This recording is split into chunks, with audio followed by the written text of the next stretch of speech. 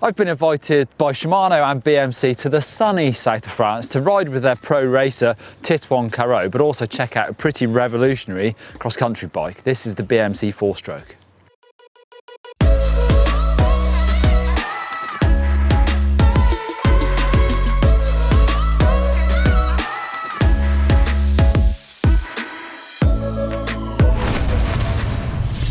The BMC Fourstroke is a striking new cross-country bike, born from the changing demands of professional cross-country racing. With the swing to shorter, faster, more technically demanding tracks, the bike's about to change to keep up.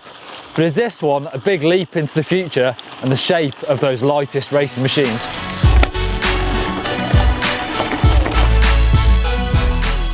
The bike's a 29er, of course. It's full suspension, it's got 100mm front and rear, a Fox 32 fork up front and a Float DPS on the rear, both with remote lockouts. Great kit.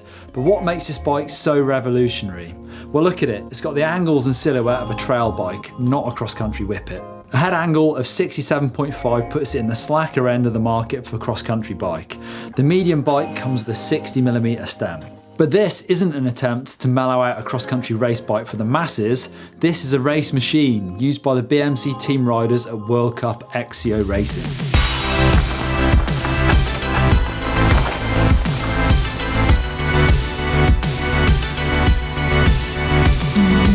The frame has been designed so it's one by specific, and that means you can just use more space down the bottom of the frame to widen it, give it really good tyre clearance, make it really stiff around that lower pivot, but also make sure that the chain stays nice and short to make the bike super lively. But this could be the most radical thing. Yes, RAD actually stands for Race Application Dropper Seat Post. So it's got an integrated seat post. That's a world's first for a cross-country race bike, where many riders are reluctant to take that weight disadvantage of actually fitting a dropper seat post.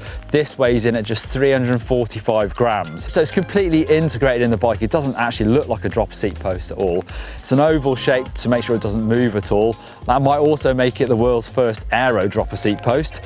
You also adjust your saddle height as normal with a pinch bolt, but it's down here on that seat tube.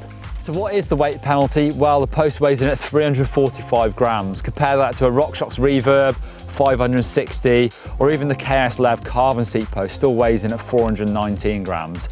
Coincidentally, 345 grams is about the weight you'd get back from getting rid of the front mech and that front shifter, because this is a one-by only bike. And again, that suits the needs of the modern cross-country race pros, or even the leisure riders. You've got that big 12-speed cassette. This is a 1045 on this bike, but of course you can go up to that 1051.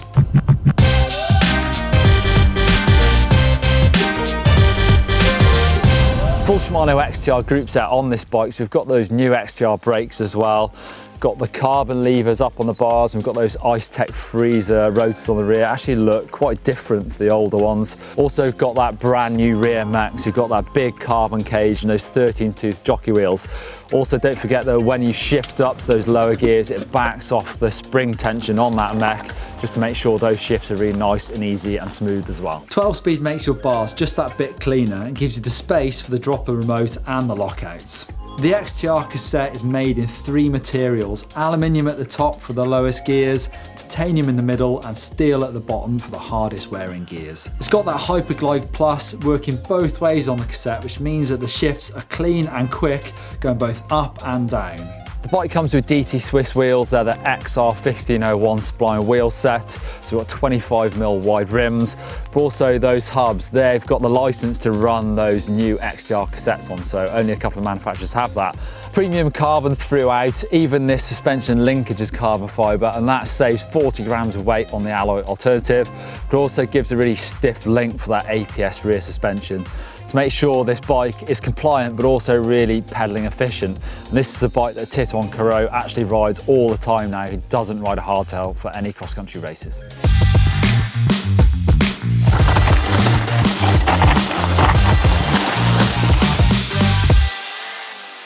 And what about some of those nice subtle touches on the bike? Well, it's got a fork stopper built into the down tube.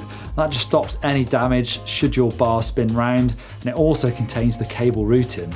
An integrated dropper seat post, progressive geometry, Shimano 1x12 and super lightweight. This bike is made to go fast up and down. And if you want to see Titouan Carod go super fast on this bike and myself try and go fast on this bike, we raced each other and you can click over there for that video. If you want to see some more cross-country riding skills, click over there, hit that subscribe button and give us a thumbs up if you like really cool, lightweight, fast cross-country bikes.